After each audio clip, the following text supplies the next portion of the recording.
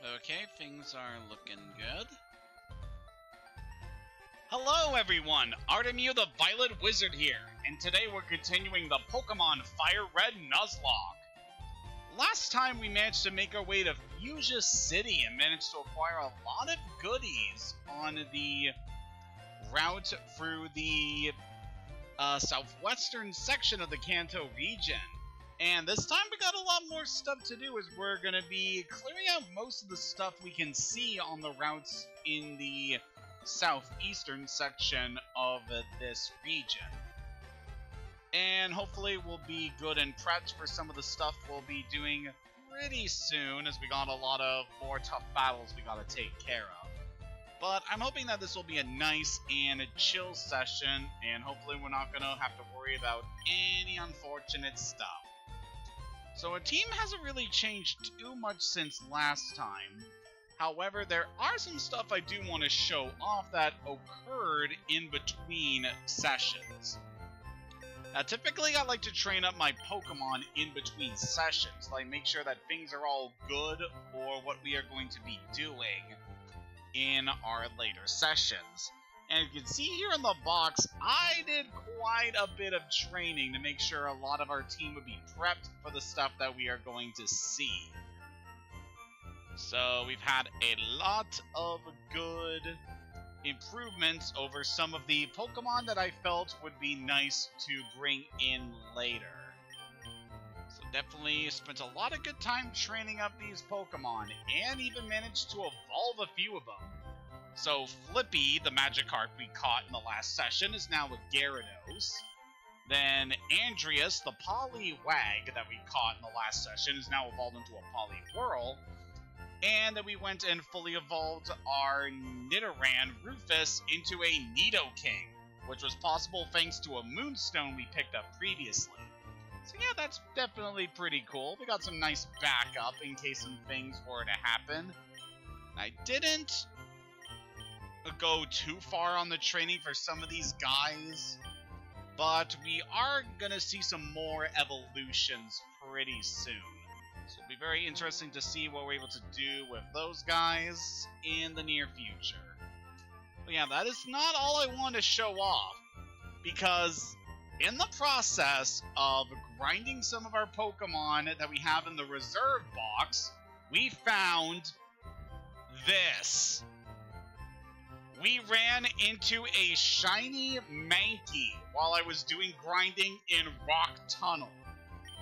So for those that don't know, shiny Pokemon are a very rare occurrence where you can obtain a Pokemon of a different color than what they are normally going to be seen as.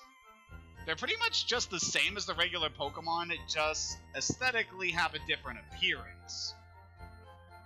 But they have a very, very rare chance of actually being able to encounter them. And back in these games, the chance of encountering these things was really low compared to how they are nowadays, where they upped the chances of being able to obtain shiny Pokemon.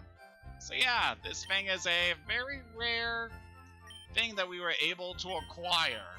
I'm not going to be using this thing on our team, but it is nice to have as a little trophy to showcase that we actually managed to encounter this thing during this run. But yeah, I'm also very disappointed that we didn't run into a shiny live, because that would have been so good. It's the same thing that happened during my Emerald streams, where I was grinding for a certain purpose, and I ended up running into a shiny Oddish. So yeah, that was very unfortunate. But you know, still pretty nice to have this thing here, even if we're not going to be using it during this run. But yeah, that's about all I wanted to mention with regards to our box Pokemon. But yeah, in the process of leveling up and evolving some of our Pokemon we caught in the last session, we've now managed to obtain at least 50 Pokemon in the Kanto Pokédex, which means we're now able to get the last of the Pokédex rewards we can obtain before starting the post-game, which is going to be really good and useful to us as we continue on this journey. But before we take care of that, there is one last piece of... there's just one last task that we need to take care of. Because in the last session, while we were exploring the Safari Zone, we managed to acquire an old man's dentures. And we heard that the warden was having trouble talking, so why don't we give them to him? Hayden gave the golden teeth to the warden. Warden popped in his teeth. Ew, he didn't even bother cleaning them first. Thank you, lassie. You're a real lifesaver. No one could understand a word that I said. Not a one. I was too ashamed to show my face around the office even. Let me give you something for your trouble. And with that, we received HM4 from the warden. Inside HM4, you'll find strength. Lets Pokemon move boulders when you're outside of battle. Oh yes, you find the secret house in the Safari Zone. That we did.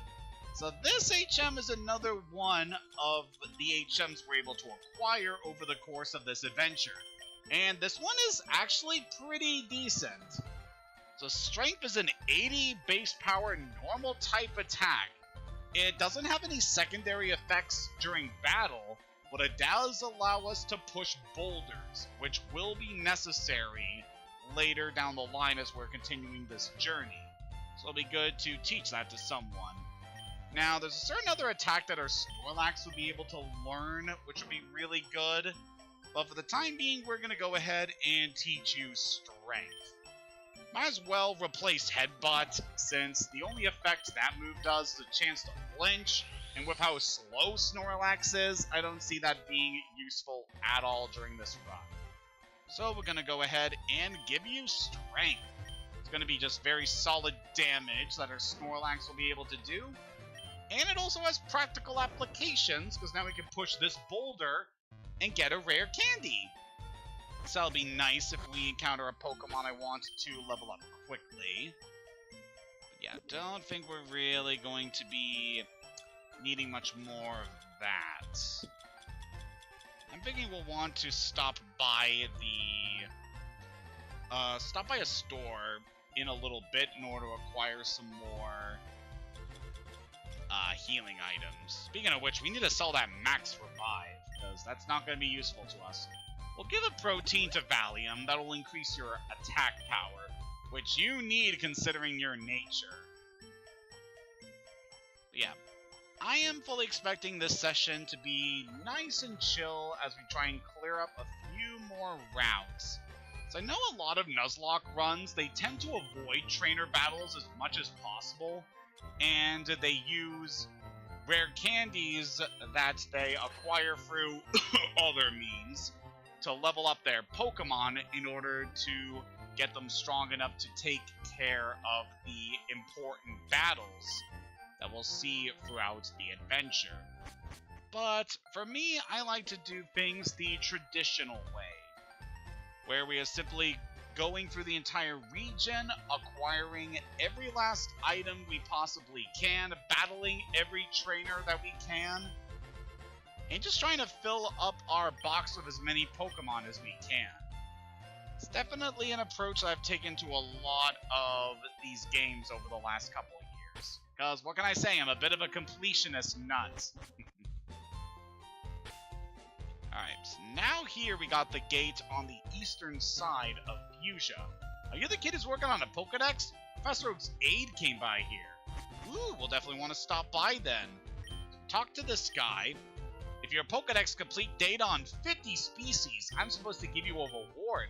Professor Oak entrusted me with the experience share for you. Now that is an item we definitely want to grab. It's the experience share. It's an item to be held by a Pokemon. Pokemon receive a share of the experience points without having a battle. So yeah, this was back in the days where the experience share doesn't share experience among the entire party. This is a hold item that gives the Pokemon holding it a portion of the experience received from battles, even if it doesn't participate. Which is going to be very handy for me being able to grind up some of our teammates that I don't want to actually send into battle. Especially because rematching trainers with a Versus Seeker, yeah, a few of them have definitely gone up in levels and difficulty, so they'll make grinding much easier. Let's see what the binoculars have to show. A large, shining bird is flying toward the sea. Got a glimpse of things to come. Looks like there's a small island on the horizon. We're getting a few teases for some things we'll eventually be able to experience. But yeah, now that we got the experience share, that's definitely an item we'll want to hold on to. Speaking of things to hold on to, we got the amulet coin in the last session. Considering this area, who would I want to give this to? Someone who definitely see a lot of action in battle around here. Let's give that to Zoe. I feel like she'll be pretty useful around here. Yep, we got ourselves another route, and this one has a few Pokemon that we could potentially catch. So let's just go in the grass and see what we can find. It's going to be leading off with Valium here for the time being, as this big Lummox hasn't really gotten any experience yet, and I want to rectify that. Snorlax is a really good Pokemon, and while this one doesn't have the best nature for his species, given his stat build, I still think that he's going to be really useful to this team. It's got a lot of bulk, some decent attack power, and he's able to learn a lot of different attacks that are going to be really useful to us in this run. Snorlax, I would definitely say, is one of the best Pokemon to bring when you are doing a Nuzlocke run of the Generation 1 games. It is just so freaking good. So I'm going to use Yawn on our encounter here, Venonat. So Yawn is an interesting move in that it is a 2-turn sleep move. In that it just makes the Pokemon drowsy on the first turn, and then it causes them to fall asleep on the second turn. It's a bit interesting as a sort of delay move. Definitely gives you a chance to prepare once your Pokemon has actually been put to sleep. Yeah, we're just gonna soften up this Venonat a bit, and then we can catch it. So like I said in the previous session when we failed to capture one of these things in the Safari Zone, I'm not really the biggest Venonat fan. It's never really appealed to me compared to some of the other Gen 1 bug types. I mean, it is fairly interesting because it shares the same typing as Beedrill, but it naturally learns psychic attacks, which is something that Butterfree has access to, which is quite nice. Venonat, the insect Pokemon. Its eyes act as radar, enabling it to be active in darkness. The eyes can also shoot powerful beams. Despite the fact this thing doesn't have wings, it's technically based on a fly. So yeah, that's another interesting thing with this thing's design. What are we gonna call you? Alright, just came to me very quickly, but we can call you Buggy. There's also another personal reason why I kind of resent this Pokemon, but I don't want to really go into it here. Let's just say it involves a falling out with someone who I do not want to be associated with again. But anyway, now that we've gotten our catch on Route 15, it's time for us to move on. It's got Picnicker Yasmin here. It's quite a nice name. Wouldn't mind having a daughter with that name, so it's pretty cool. And we've got some more Bellsprouts. Even in this leg of our journey, we're still seeing a lot of Pokemon that we have previously encountered before. And spoilers, that's not really going to change anytime soon. We'll just have Valium do his best to knock out all of these guys. So, yeah, the areas between Fuchsia and the area where Vermilion and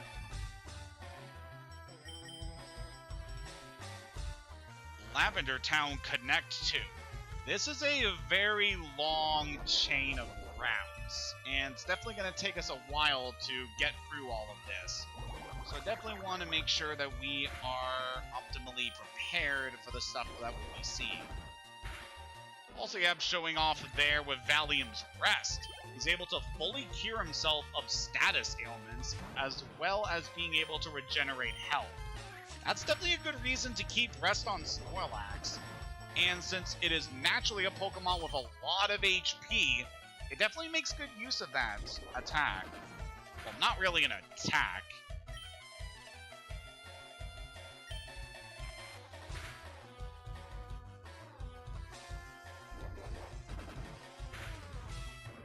While we're doing this battle, just want to quickly update the spreadsheet that I've been using to keep track of the various Pokemon we've been catching.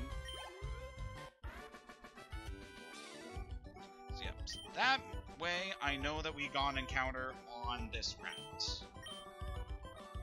Alright, that's a good battle, Gasman. It's like she has a little grass team. She pretty much had the base forms of all of the Pokemon used by Erica. So that's kind of cute. When I whistle, I can summon bird Pokemon. It's definitely a nice little talent.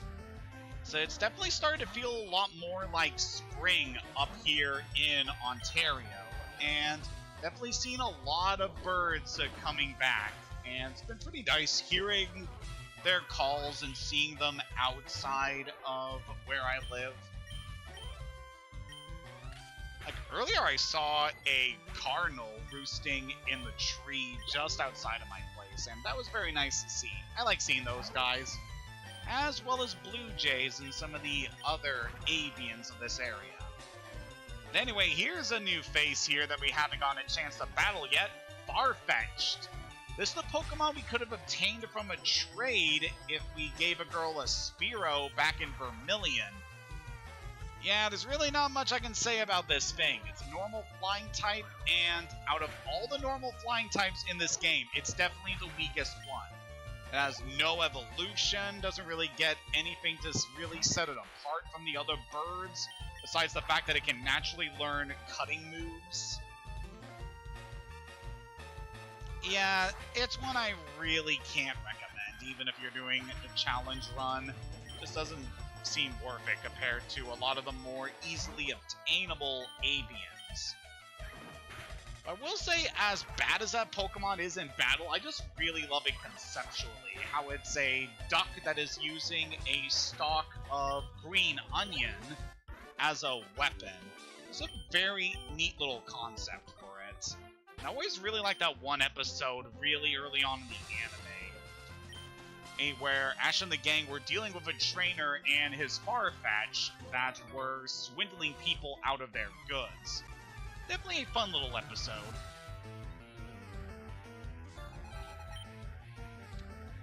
Ooh, we got ourselves another Dodrio battle here. This one has me a little anxious for reasons. Just because of one run I did a long time ago, back in my first blue Nuzlocke run. So yeah, back when I did that, I tried to use Snorlax on my team after I caught it. And wouldn't you know, a Dodrio managed to get a critical hit and actually killed my Snorlax. Which was very disappointing because it's a Pokemon I really love and it would have been so dang useful. And to lose him so shortly after managing to catch him, yeah, that was definitely a real pain. But we shouldn't have to worry about that here, because I'm going to be good and careful throughout the rest of this run. As much as I can, anyway. I mean, accidents can still happen. Alright, let's do rest to recover your health, and we should be good. So what's also nice with the rest strategy here is that Valium also has the move Snore, which is one of the few attacks that can actually hit Pokemon while the Pokemon is asleep. So it's definitely very useful. There's also another attack that complements Rest very well called Sleep Talk, which will allow a Pokemon to be able to use a random attack from its moveset while it is sleeping, which is certainly very nice. Just as I thought, you're dead. What's also good is that in between battles, we can just bring out our Pokeflute, and we can use that to awaken any Pokemon that we have. So yeah, by using that, Valium is now wide awake. God, I love this. Having a key item that plays a role of being able to eliminate roadblocks, but you can also use it as a healing item. Man, that is so good. I just got some Pokemon in trades. Can I try them out on you? Ah, so what Pokemon have you managed to trade? You wouldn't be the kind of people to obtain a Pokemon from the Hoenn region, would you? I mean, you can find Glooms over in Hoenn, so that's still a possibility. But anyway, Khalifa should be easily able to handle these things.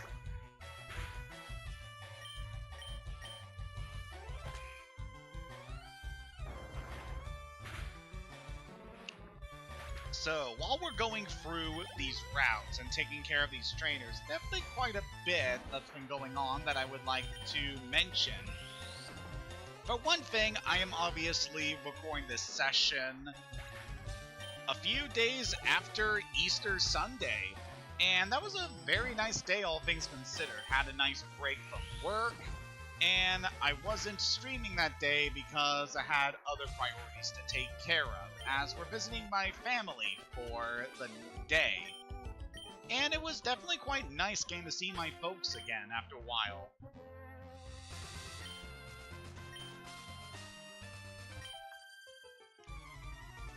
And yeah, it was certainly a very nice break. It's actually helping my younger brother move some stuff out of his old place as he's moving into a new apartment. So that was definitely pretty interesting. There wasn't a lot of stuff we had to move, but since we were pretty much just cleaning out the last of the things he still needed to move. And yeah, that was a pretty nice time. We managed to get that taken care of. And then we had ourselves a very nice meal. God, it always feels good to be able to enjoy some good home cooking. Especially because these days I've definitely been eating a lot more fast food, so it definitely feels nice to enjoy some more home cooking, you know? And of course, I definitely really appreciate whenever I get the chance to sample my mother's food. Just because it's been a while since we really get to meet up and chat and share things, you know? But yeah, that was a very fun little Easter I managed to spend with the folks. Then after that, I obviously had work yesterday, but it wasn't too bad considering that we had a bunch of people coming back into shop immediately after the holiday. But that was still pretty nice. And then I managed to get a day off today. And the rest of this week is actually fairly light when it comes to work. So hopefully we'll be able to get some more sessions in. Probably gonna do one more FireRed session this week, and then I'm gonna take a day off for myself, because I still got a lot to take care of, especially with some developments that have happened pretty recently. Speaking of things going on right now, it's got Wigglytuff here. That is the evolution of Jigglypuff if you use a Moonstone on it. Pretty much just a bigger and bulkier Jigglypuff. Could be useful, though it's not really as useful in this game as it is in the later ones, when not only did it get a very nice bonus with the fairy typing, but it also gained the ability competitive. And let me tell you, a Wigglytuff that I used in a prior Nuzlocke run actually managed to be really good, and I managed to take her all the way to the Hall of Fame. So yeah, definitely very nice to see Pokemon from the older generations receiving new boons as the generations go on. Whether it be new typing, or movesets, or abilities, that definitely helps them to have more improved utility, you know? And that's definitely something I appreciate with some of the older mons like Wigglytuff.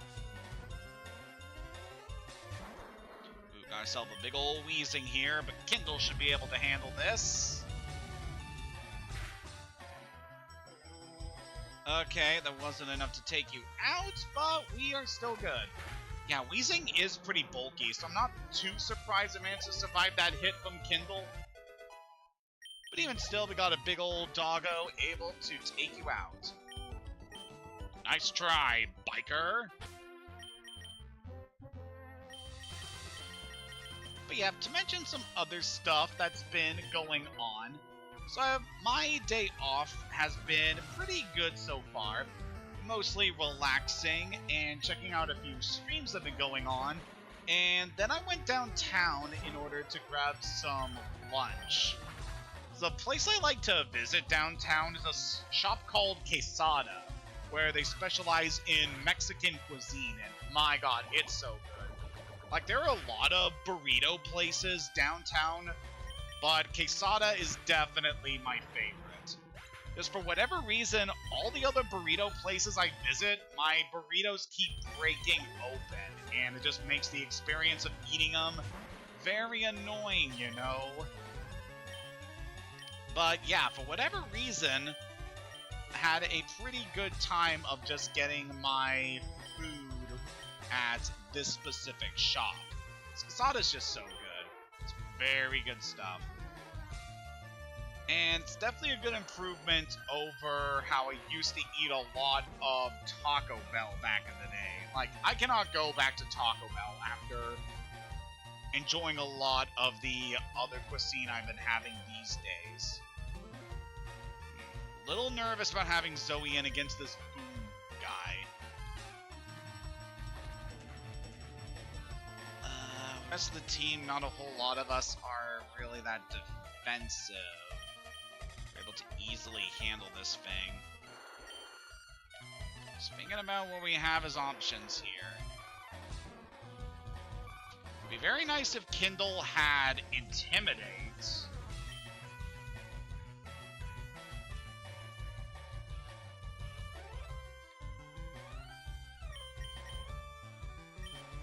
Raditz would also be a pretty safe option if we have Sleep Powder on you, which we don't, and your best attack you can use against these things is Cut, which really isn't all that good. So I guess we can chance it with Kindle. She's pretty darn powerful, she'll be able to handle these little coughings pretty easily. Okay, don't appreciate being poisoned, but what can you do? Just burn these big gas bags. Yeah, if you can handle coughing pretty well, it's the big wheezing that is the trouble. Speaking of which... Alright, that one's level 25. We should be able to handle this. Again, I really want to make sure we're able to get through this section of the game without another loss, because after what happened in the Pokemon Tower, I really do not want to see another fatality this run.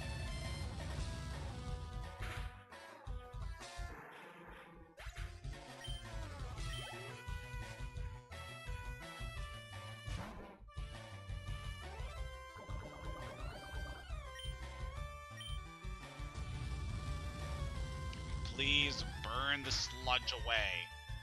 Let's take care of all this pollution.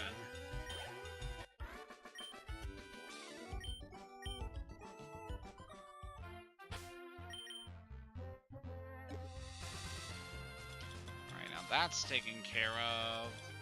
We got plenty of antidotes. Let's heal you up, girl. And let's dispense some lemonade. And we'll also give one to Zoe, because she's kind of hurting.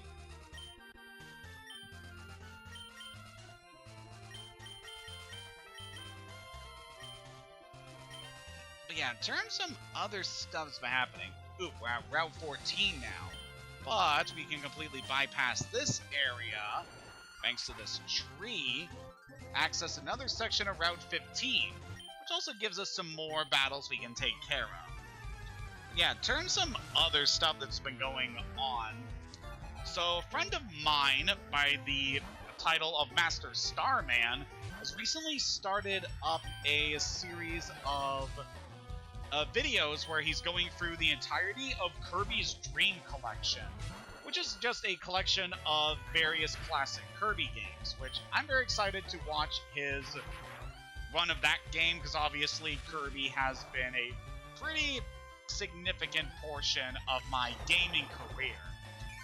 Like, I played the original Kirby's Dream Land so much when I was a kid, and that's one of my favorite Game Boy games of all time.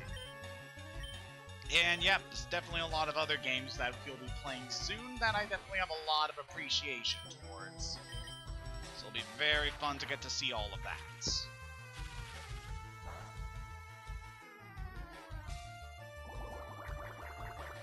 Alright, Raichu, could you please back off there? Managed to get the defense drop, but I'm gonna go for Giga Drain, just so they can replenish our health.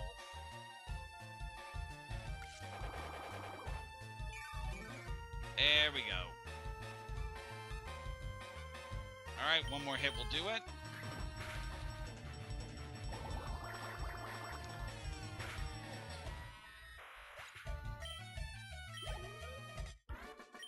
Alright, that wasn't too bad.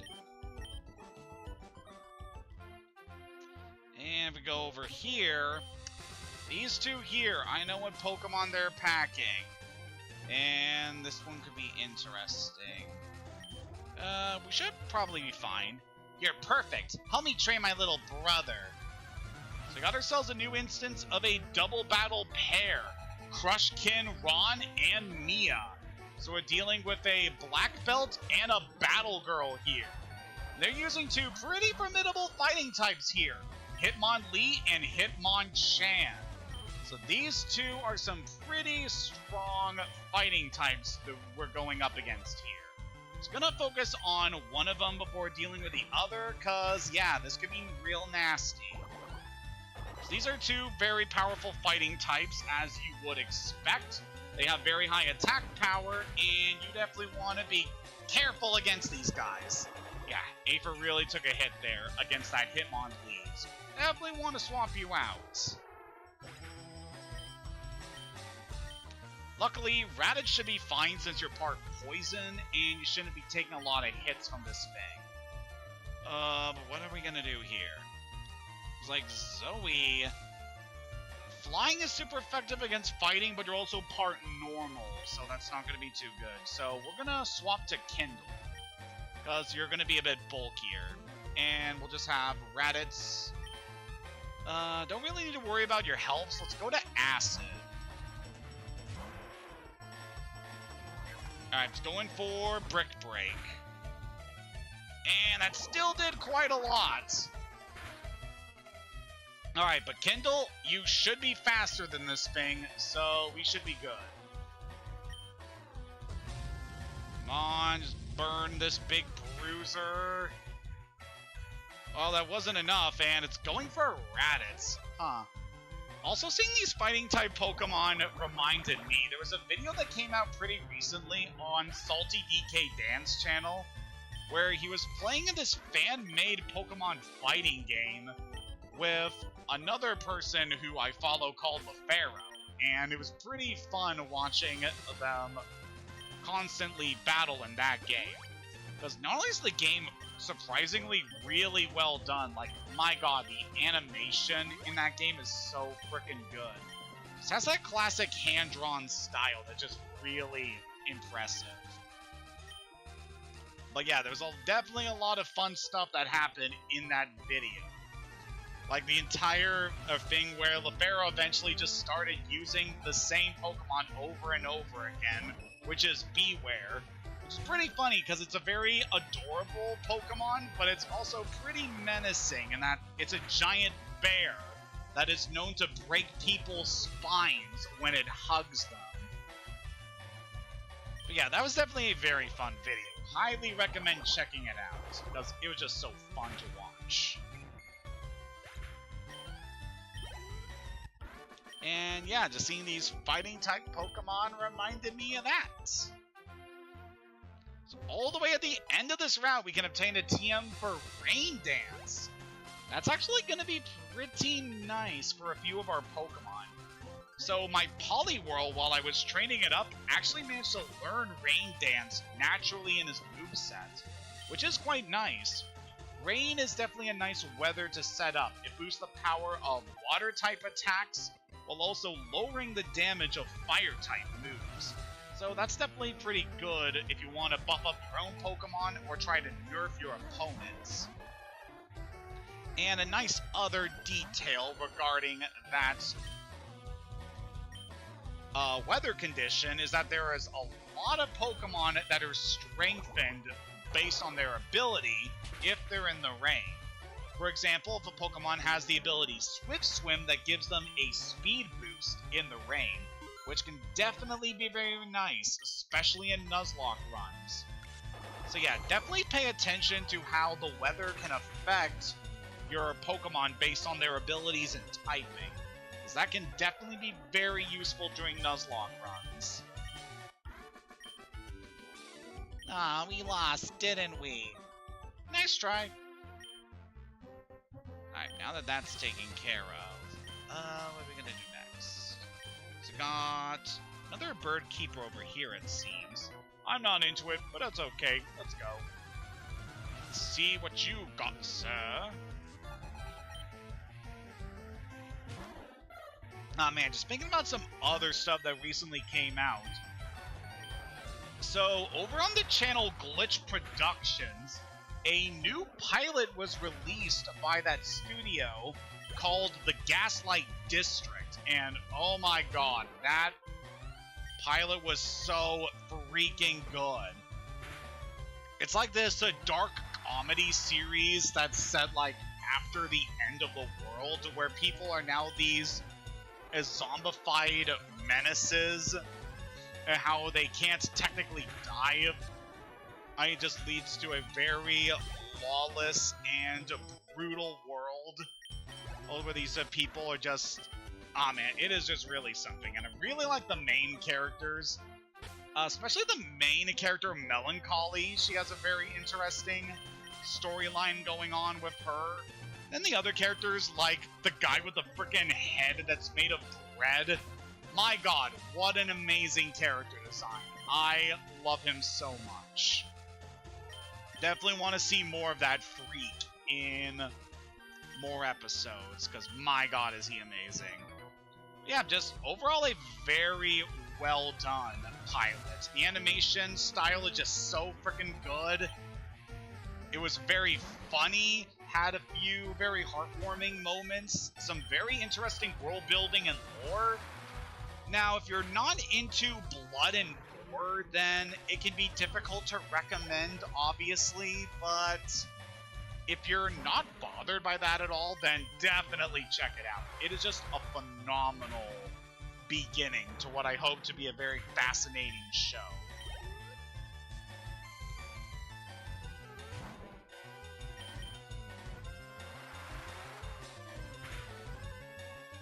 Yeah, I'm just really impressed by a lot of indie animation these days, and just seeing all the new projects that are being worked on. Like, what I'm really excited for coming up is an animated pilot based on the series of comics that I see posted to Blue Sky a lot, where it's about a mother who is a cat, and she's looking after her kids, and just the kind of suburban life you would expect from just this whole generation of going through parenthood. It's pretty fun. A series of comics, definitely recommend checking it out. I believe it's called Litterbox. So, yeah, just an easy recommendation if you're looking for some fun and cute little slice of life comics.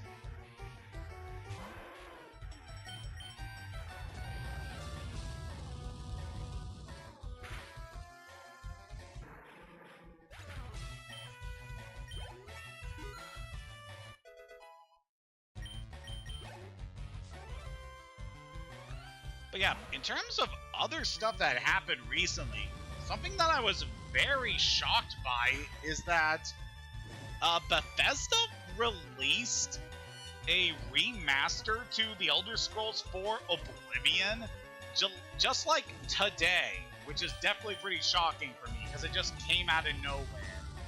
I mean, I've heard people talk about a potential Oblivion remaster for some time, but yeah, I'm definitely very happy to see this game being re-released, and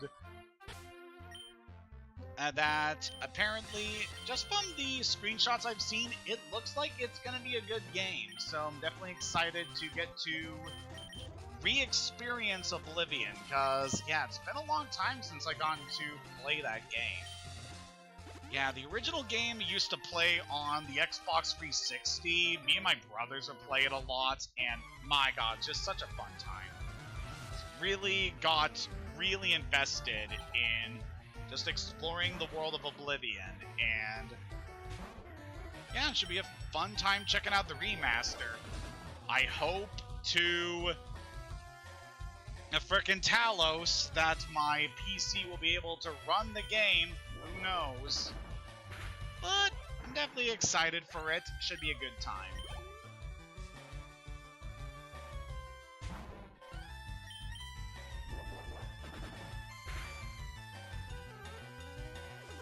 Okay, that's a bit unfortunate. And this guy's using mini-mize. Yeah, we are out of PowerPoints for that. So we're probably going to head back to the Pokemon Center after this battle, just so that we can restock on PowerPoints. Because I would rather not waste my PowerPoint replenishing items until we are farther along in the game.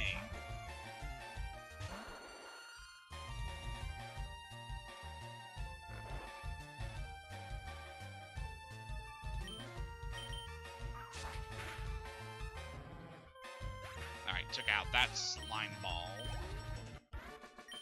Very good. Blown away! Yes, you certainly were.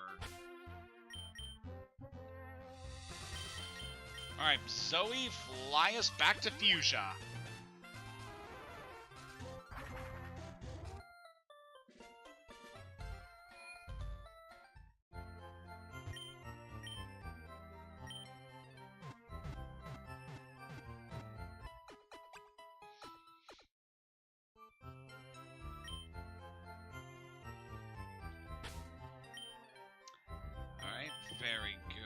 Very good indeed. Before we go any farther, is there anyone I would want to switch back into the team? Given that we're going to be seeing coming up here, would be nice to bring back in Coilette. Since we're going to see a lot of birds in this upcoming area, so I feel like you would be pretty useful. Who would I want to suspend? I think going forward we can give Aether a bit of a break. Also, while we're here, might as well check on our bug. Probably not going to be using that. Okay, it's Adamant, which given your typing is actually pretty good for you. Yeah, that's not bad. Again, it's not a Pokemon I tend to use a whole lot, but there's certainly... what am I trying to say here? I mean, if it really comes down to it, we can use it, but yeah, I'm not really holding my breath that it's going to be useful to us. But yep, with that taken care of, it's time for us to move back along to Route 14. So for this area coming up, given some of the things that we have available to us, Route 14, I think we don't need to worry too much about getting our encounter here. So I believe there is one Pokemon that we're able to catch in this area. And it's another Pokemon where I'm not really too... just one I'm not going to be really going to have any reason to use on this run. It's mostly just so we can knock it off the encounter table. So maybe we can dedicate some time later to catching it. But for now, we got other guys to take care of.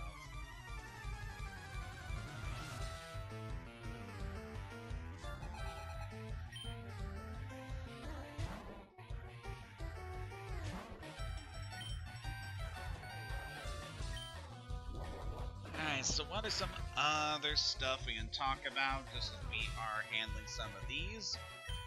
So pretty recently, what I've been doing, so I've still been whittling away at Xenoblade Chronicles X on my Switch, and definitely been making some good progress. And we should be very close to being able to finish the main story of that game pretty soon. At least I am fairly certain we're getting close to the end, considering the last portion of the story that I did. So hopefully we'll be nearing the end of that adventure. But in between playing through that, I've also been taking some time to go back to Pokemon Mystery Dungeon Explorers of Darkness, as that was a game that I really enjoyed playing when I was a kid, and even to this day, it's a game that I respect so much, especially for its story elements. It's just such a fantastic game. One that I can't get enough of playing. And yeah, just returning to this game after all this time, it's still as good as I remember. Just fantastic visuals and characters and story. There's so much stuff to it that's just so good to love in this game's story compared to a lot of other Pokemon games.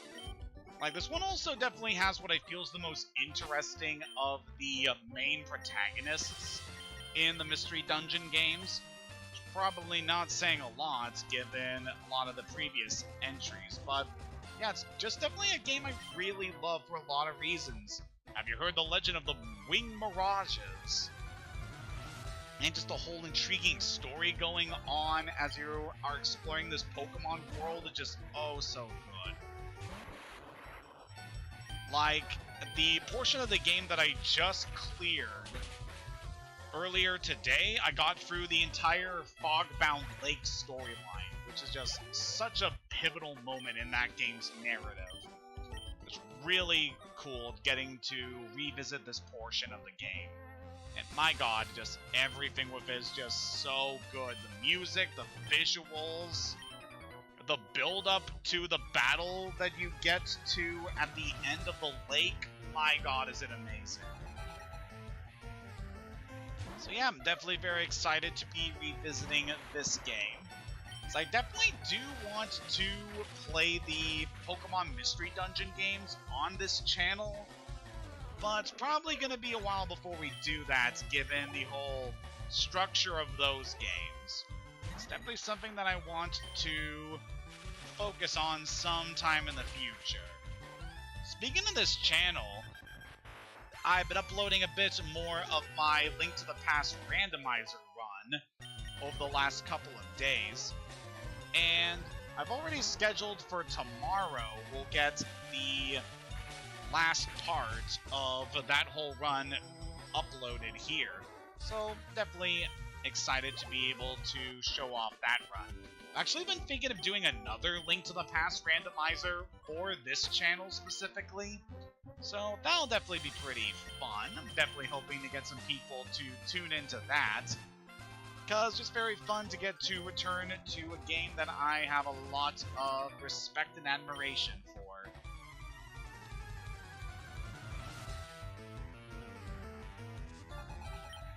Alright, see what Beck's got here. It's a little risky having Khalifa out against a bird, but I think he'll be pretty fine. Given what Pidgeotto's moveset is like, I'm not too worried about it.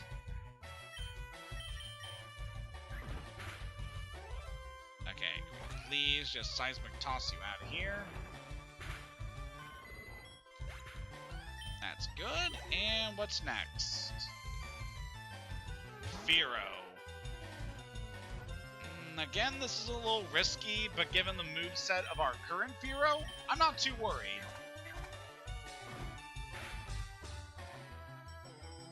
Okay, that wasn't enough that I wanted to do, but it's all good. Fearow missed with Fury attack, so we should be good to just take you out. Bye-bye.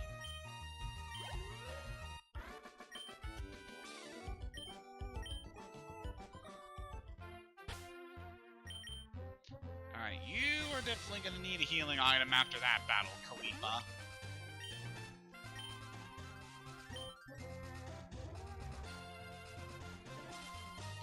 Something tells me that there's a hidden item around here. Definitely want to be observant. I'm not too worried about missing an encounter on Route 14, because there's pretty much only one new thing that we can find around here, so not too worried about skipping that for now. For now, we got ourselves a lot more things to take care of. Leafa should definitely be able to handle the small birds. Yeah, it is kind of a bit awkward that, like, most of the flying type Pokemon you encounter in the early generations, pretty much all of the bird Pokemon you encounter are normal flying. And that typing is a bit awkward, because it makes a lot of these Pokemon, which should be good for fighting type Pokemon, are not going to be that good, because that means they take neutral damage on fighting type attacks. Definitely been a problem for a lot of generations. That's why I'm very thankful that the last couple of games have tried to rectify that in a few ways. Most notably in the Generation 8 games, the bird in those games is actually a pure flying type, which I definitely appreciate.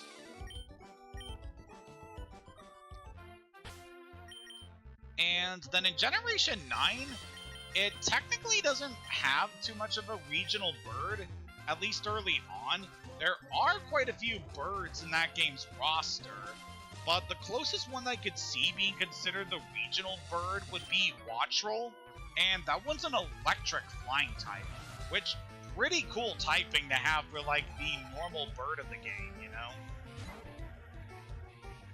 But yeah, the one that most fits the normal flying role is Squawkabilly, which, much like Farfetch'd, doesn't evolve. So it's kind of awkward to lump that one in with, like, Pidgey and Spearow, which do evolve. Yeah, it's definitely very interesting seeing how a lot of concept in this series evolved over the different generations of games. Definitely have a lot of appreciation for the designs that they have in some of the newer games. Like, I am still finding new favorites every time that I revisit the more modern games. Like, the last time I played frickin' Sword and Shield, I used a Pincurchin on my team, and that one was surprisingly a very solid team member. So I was definitely very happy to bring that on my team.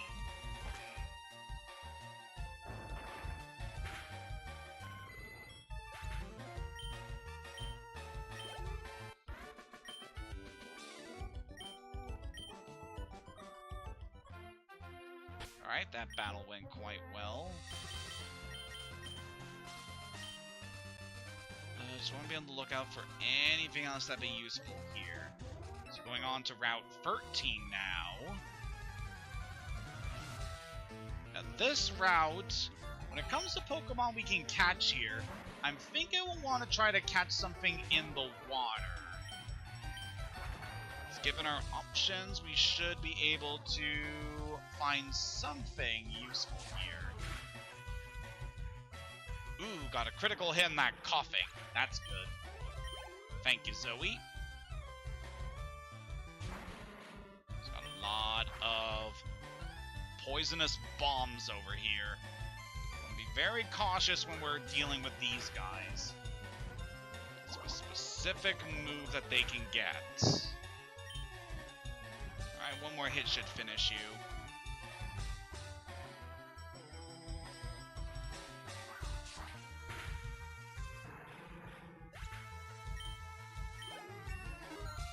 It's actually quite nice that I haven't seen these Pokemon do the one thing I don't want to see them do, so at least that is a silver lining.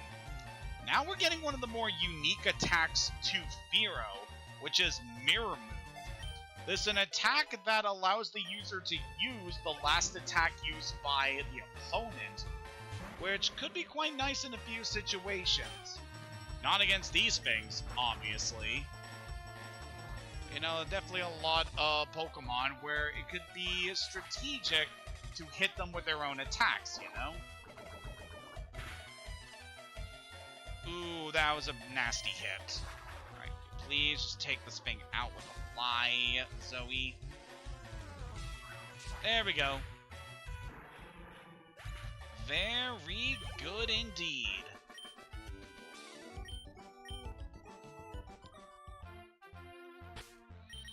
Alright, now you are definitely going to need some heals after that battle, Zoe.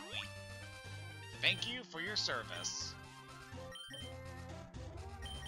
Okay, Raditz, you can take the lead for this next one. Though I'm not entirely sure you're going to be too useful against some of these battles, because we've still got a lot of bird trainers to deal with.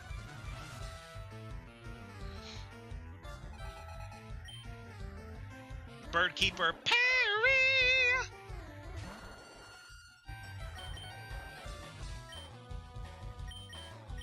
Corlett, you'll definitely want to come in for these guys.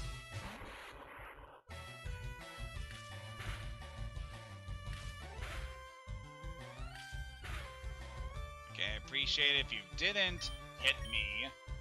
Multi-hits.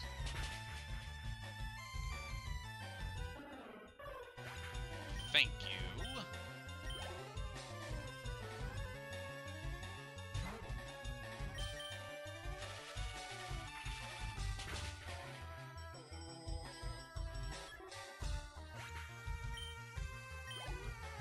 So while we're dealing with this battle, I guess I could also say that there's a piece of art that I am currently working on, and I'm hoping to get that done sometime later this week. Again, I have a lot of free time from work this week, so I should be able to get that done pretty soon. Definitely one that I am feeling pretty good about as it pertains to a game that I've been playing pretty recently, and it is one that, who knows, we may be seeing here on the channel in a more professional light sometime soon, but that's not going to be for a while. Like, not until I get a new PC, kind of, later. So I want to make sure we have as optimal a setup as we can before we go into that. But I'm hoping that will be a good time when we eventually get around to it. Alright, so this guy here, it's another bird trainer. Ah, just giving me so many different birds to fight. Which I know this generation has quite a few birds, but after a while, you start to get into a rut, because there's only so many birds you can show off to make things interesting.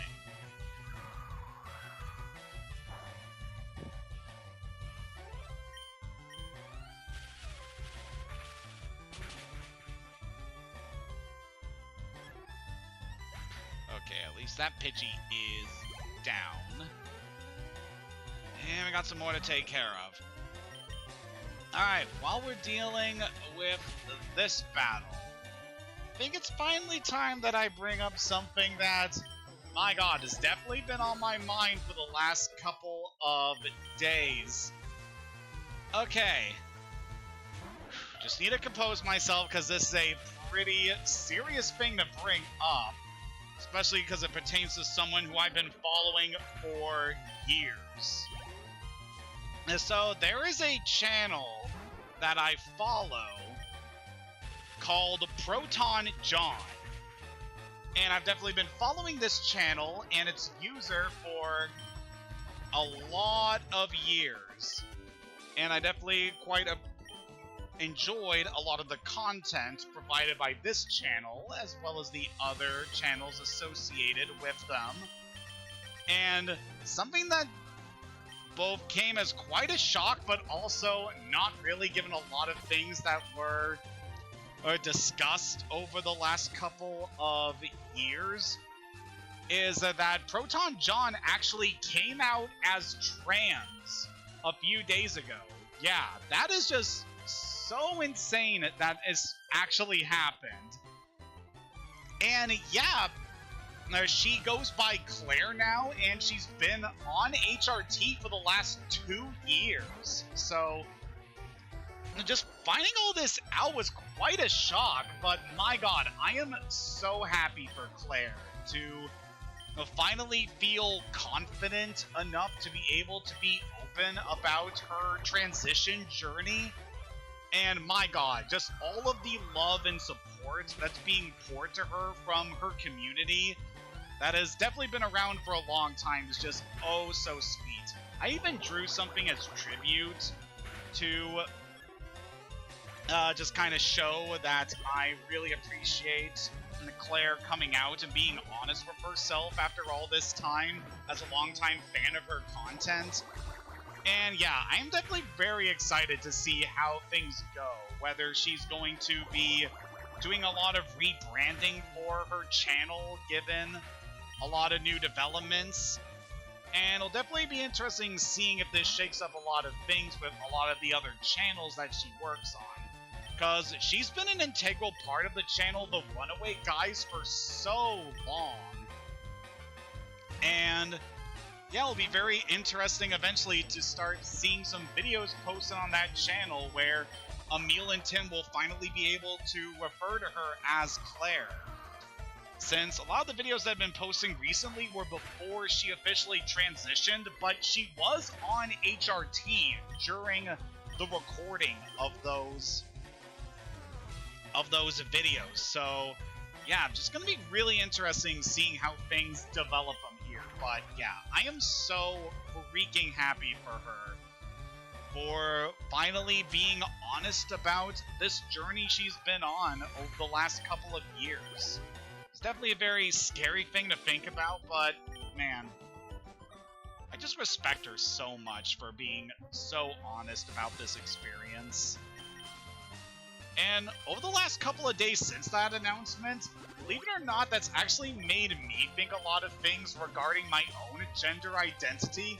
Like, I still identify as a cis male, but who knows? Things could change later on as I keep discovering more aspects of myself. And, of course, with gender being more of a spectrum than, like, a set rule regarding in our species, yeah, who knows, I may decide on something later down the line that's a lot different from how I identify as now, but you know, just with everything that I have seen and heard with Claire over the last couple of years, yeah, it's definitely been very enlightening for me and my own identity in a lot of ways. But I just want to make it clear that nothing is going to be changing on this channel regards, you know, my own identity. I'm clearly still a man, at least at the moment.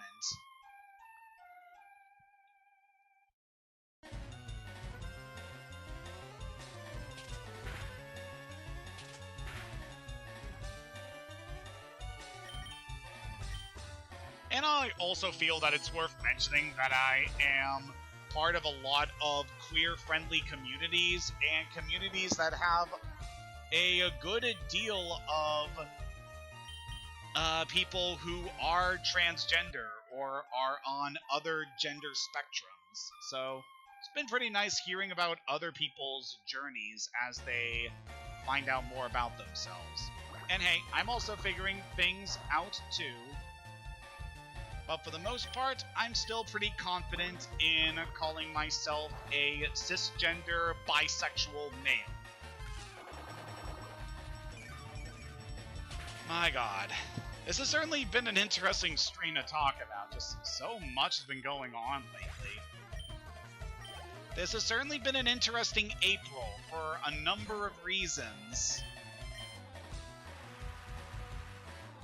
One thing I can mention that's kind of a downer, though, is very recently the actor Val Kilmer passed away, and god, it was such a tragic loss.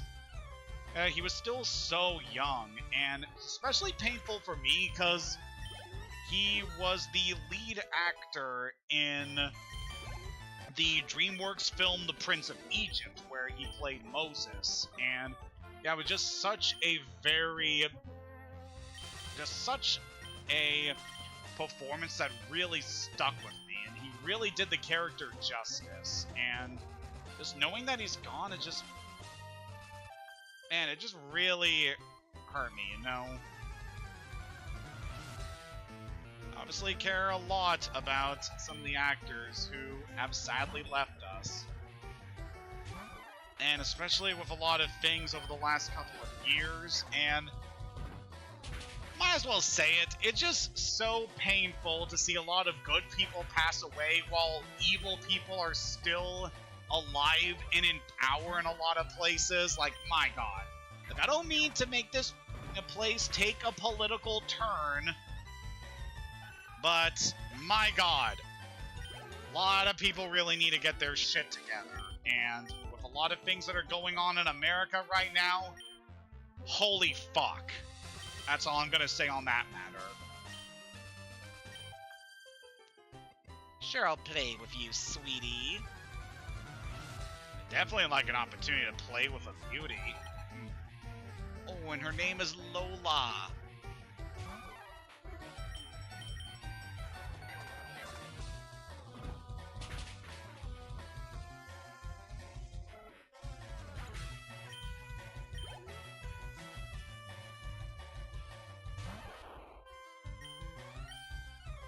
Okay, we've definitely been talking a lot here. Is there anything else that I've been thinking of mentioning?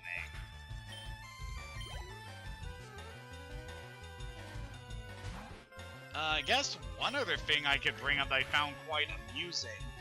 So there's a channel I follow called Legends of Evantress, where they play through sessions of D&D and just have a very fun time doing a lot of really amusing improv stuff.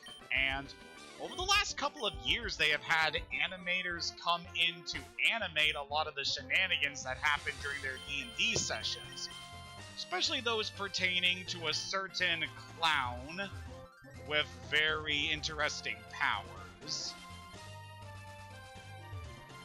And yeah, I've just really enjoyed the animations that their channel has done over the last couple of years. They're really dang funny. And very recently, someone actually did a big compilation of like all of the different animations for one of their campaigns called Once Upon a Witchlight, where they organized all of the animations and the scenes in them in chronological order from when they happened in the session. And that was just a very fun video to watch, just seeing all of these different scenarios occurring. And obviously, with the animations being something I really enjoy watching, it's just a very fun video to get to watch. So I definitely recommend looking that up, as well as the rest of Legends of Evantress's content. Like, pretty recently they finished up a season of one of the campaigns they're doing called Uprooted, where they're playing as a bunch of animal people in a animal-focused fantasy world. But, like, things have really gone off the rails very lately into, like, Castlevania/Bloodborne territory, which has certainly been very interesting with the world that they have been creating there, so yeah, definitely been a very interesting series of streams that they have done lately. Definitely excited for some more animations that took place during that portion of the campaign, because my god, so much crazy stuff happens. And it also introduced one of my favorite characters in that campaign, which is Wygor, which is just the funniest rat guy of all time. My god. So yeah, definitely have a lot of appreciation towards that channel and the people who help bring it together, because a lot of really funny bits they do.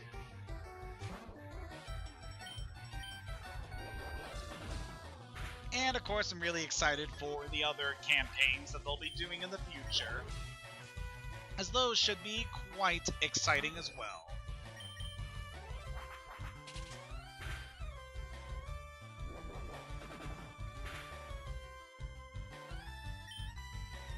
Okay, you're a bit on the low side, plus I do not want to waste some more strength PP. So we're gonna put you to sleep and then go for Snore, Valium.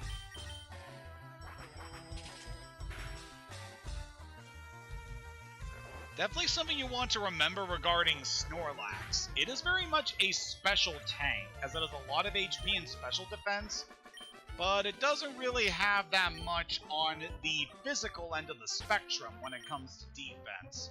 So definitely look out when you're using this Pokemon against physical attackers, because one wrong move and that guy will go down. Even if it has a lot of HP, a super effective hit can still do a lot, especially if it's a crit.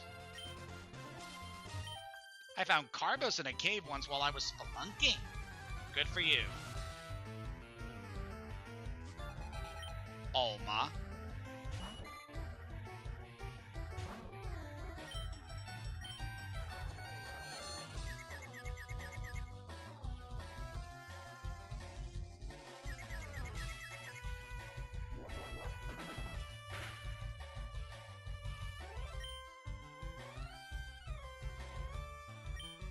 Alright, the big question that I have right now, if we rest, does that cure confusion?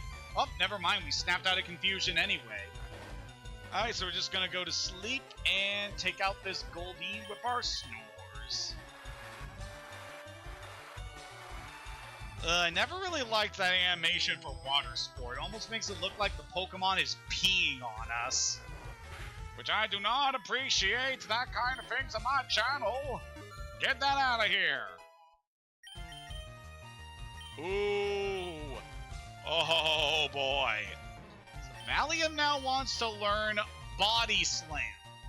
This is an 85 base power attack that has a chance to paralyze opponents. This we are definitely going to want on our moveset. We'll get rid of Yawn, since I don't feel like that's going to be really all that necessary for you. But yeah, this is a really solid move. I definitely want to make use of. Now, that does make having Strength on Valium redundant, but we are going to need this HM eventually for dealing with some Strength-related roadblocks in the future. So, it is good to have that on hand still. Oh, this poor little tadpole doesn't know what's coming. Crush!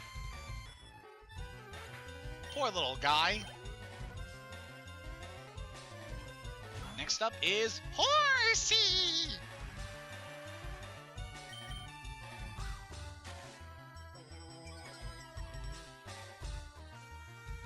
Alright, big guy. Lowering my accuracy was enough to save you from all this bulk.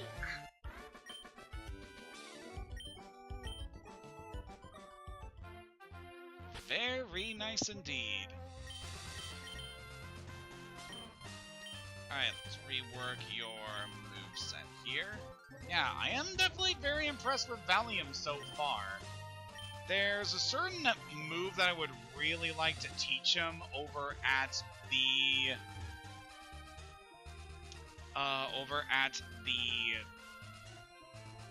game corner, and I would really like to do that sometime soon, but we'll save that for a little while. Still not going to be at the point where we're really going to need that until a little bit later, but trust me, it's going to be a good one. So for this route here, I want to try fishing to see what we're able to encounter here. Now, regarding some of the water Pokemon you can encounter between the different versions, there's a few version-focused changes dependent on the attaches you can obtain in these areas.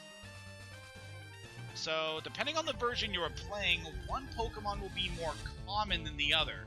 Oh, here we go. So, Krabby here. This is one of the rarer encounters you can obtain if you're playing FireRed. Whereas if you're playing Leaf Green, Krabby will be more common, while Horsey will be rarer. So that's definitely a nice little surprise we're able to get here. There's also quite a few other version-exclusive encounters we can obtain by fishing in certain areas. So if you may remember Staryu and Shelder, which we have previously encountered before, those are also version-exclusive Pokemon obtained by fishing. So I believe Shelder is exclusive to FireRed, and Staryu is exclusive to Leaf Green. Which, between the two versions, in this generation, yeah, I lean more to Staryu, as it's a very fast and powerful Pokemon, But, you know, Shelter's still pretty good. It has really solid physical defense, and that is reason enough to catch and use this Pokemon. But anyway, we've got ourselves a Krabby. It can be found near the sea. The large pincers grow back if they're torn out of their sockets. That's pretty grim. So for this big old crab, the gender is a little off, but I am gonna call you Tamatoa, after easily the best character in Moana.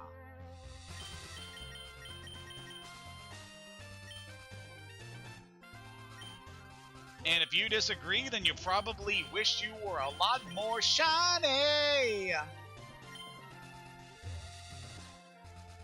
Alright, so we're back on Route 12, and if I remember from my notes here, yeah, we still haven't caught anything on Route 12. I think I was saving this area because we could get Snorlax here, but instead I opted for the one on Route 16. So yeah, that's definitely pretty interesting as a potential encounter here. Yeah, we already have Valium, so we don't need to worry too much about the Snorlax. But something I do want to note is that you can obtain a second Leftovers by using the item finder underneath the second Snorlax. So I could easily recommend taking out that Snorlax, just defeating it in battle, simply so that you can obtain the second Leftovers. Because that is just such a good item. I cannot recommend it enough. It is just that good.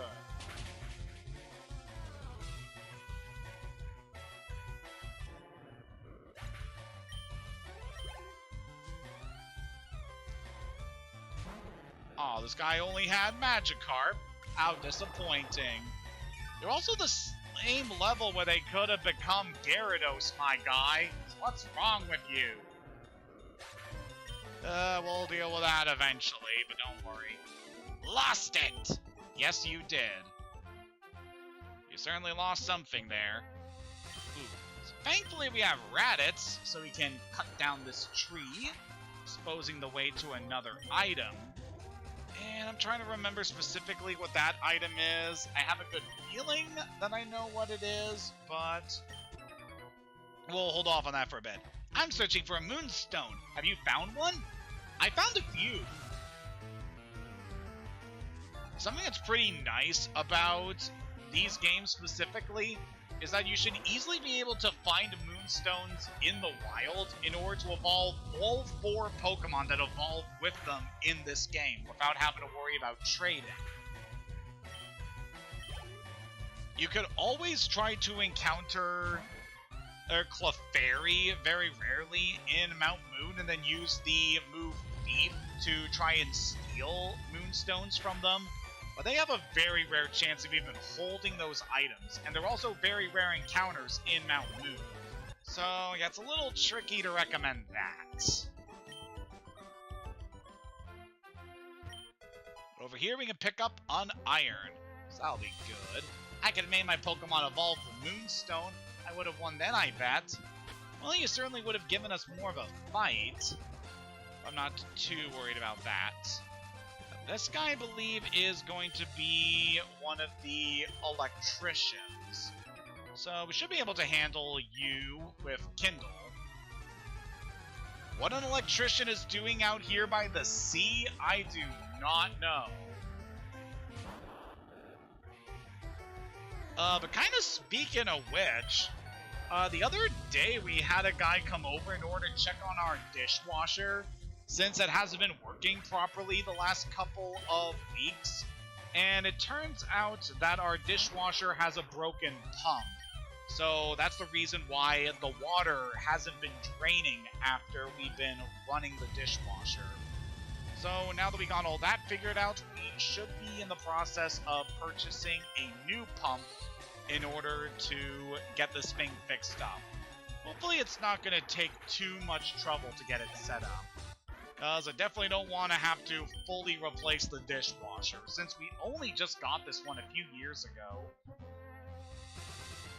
But yeah, that's certainly been something to deal with the last couple of days. I'm the fishing guru's younger brother. I simply love fishing. I can't bear to go without. Tell me, do you like to fish? I mean, I've caught every fish there is in Stardew Valley. What do you think? Grand, I like your style. I think we can be friends. Take this and fish, young friend. So receive a super rod by talking to this guy. This is pretty much the ultimate version of the rods that we're able to obtain in this game. But yeah, depending on your route for this area, you can obtain the super rod before getting the good rod. But yeah, like I said, this thing is the ultimate fishing rod. So if you want better chances at getting some rare Pokemon throughout the Kanto region, now is the chance to do so. There's plenty of fishing spots all throughout the region, a lot of routes to go through, so you should have an easy time getting all of that. And with that, we've already circled back to the other Snorlax. So I'm not going to deal with you just yet. And given the amount of time we've been spending on this session, I feel like we are just about done here. So I do want to mention that we could go back to Fuchsia City and take on the gym leader now. However, given the levels of our current team, it's not going to be an easy fight. So I feel it'd be best to leave Fuchsia City for the time being and to focus on some other areas. And considering what we still have left to do in this area, we could try going to Route 19, see what we can get there. Thinking a little bit about the different things we could do over here. So not much we'll be able to see over there, but there are some things we can interact with. And a chance for a potential new Pokemon.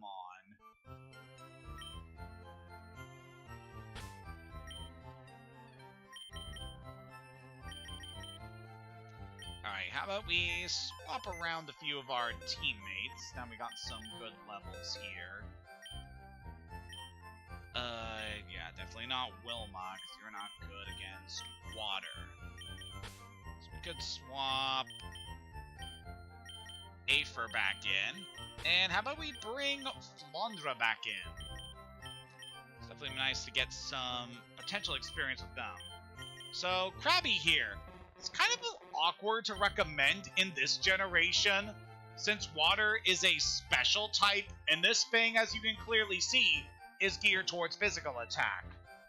If only this was one generation later, this thing would excel so much. But hey, it gets a really good ability that blocks critical hits. That's certainly a valuable asset during a Nuzlocke run. Certainly a way I could recommend using this particular Pokemon over others. Yeah, I'm gonna put Raditz in the lead here, considering that this route down here obviously is gonna have a lot of water. So Route 19 here is definitely a very water-focused area. We got this little short beach over here, and then we have the actual sea to deal with. But there's not much we're going to be able to actually do in this area, because we acquired the Surf HM back in the Safari Zone in the last session. However, we're not able to fully be able to explore the water areas until after we beat the gym leader in Fuchsia City. So yeah, we got ourselves another sort of lock before we are able to unlock the ability to swim. Definitely a certain thing that makes going back to these older games where you have to get past certain points to be able to unlock more of a map. It's definitely can be a bit annoying going back to after, you know, experiencing Pokemon Scarlet and Violet, where you're just able to freely roam the entire region. I have been meaning to go back to Scarlet and Violet sometime soon, but probably be a little while considering just I've played those games so much over the last couple of years. And with Legend ZA coming out later this year, yeah, we could definitely use a bit of a break. Especially because, you know, been playing Pokemon over on this channel So I don't want to be too tired out of playing these games, especially with everything else that's been coming out recently. Like, I just got back into playing Genshin Impact. Then we had Xenoblade Chronicles X be released on the Switch recently. And then we had the very recent release of the Elder Scrolls 4 Oblivion Remaster, which I'm definitely going to grab eventually. So yeah, there's definitely been a lot of stuff going on. But I'm still very excited for what's to come. Like, less than 2 months away, we're going to get the Switch 2, and I'm really excited for that, especially for the new Mario Kart game. So that should be a lot of fun. Alright, so not entirely sure if we'll be able to get anything new on this route, but we can try. And then we could try to make this possibly our last goal for the session before we close things off here.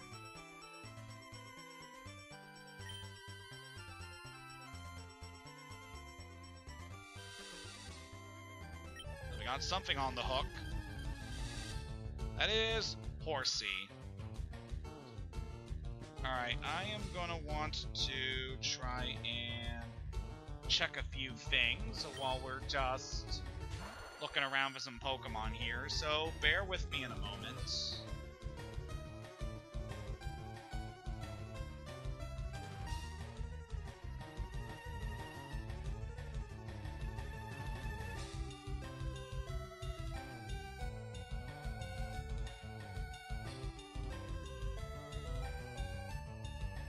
Okay, there is one new Pokemon we can catch here using the Super Rod, but it's only a 1% encounter. And then the only other thing we can catch here, we can acquire by surfing. So, yeah, hard pass, we're not doing that.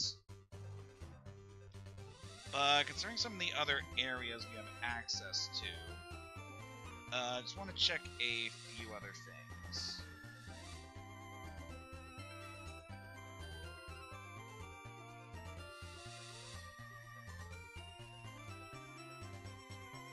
Yeah, it's a 1% encounter on Route 12. Got a Route 13 encounter. Passed up Route 14, but there is something here we can get.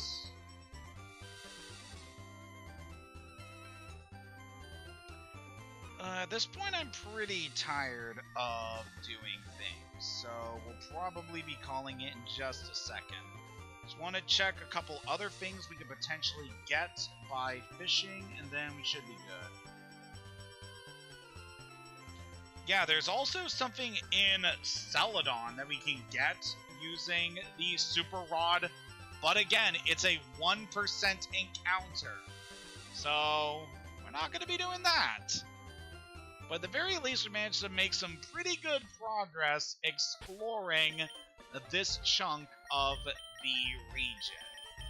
And with that, we managed to make a full loop around most of the Kanto region. So now we've explored all of this territory here.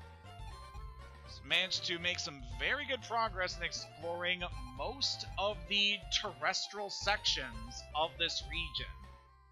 But considering some of the things that we were able to do, I think our next destination when we pop into this game later this week is we're going to check out what we can do in Saffron City.